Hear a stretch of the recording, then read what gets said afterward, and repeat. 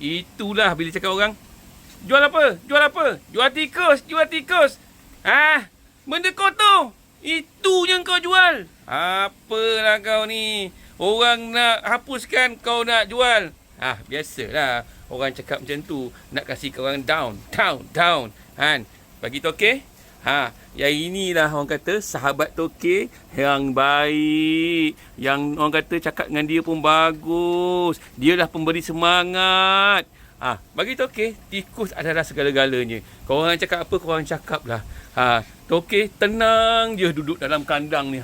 Kan? Tak ada orang kacau berkawan dengan tikus. Lagi bagus dari kita berkawan dengan orang-orang yang ada toksik.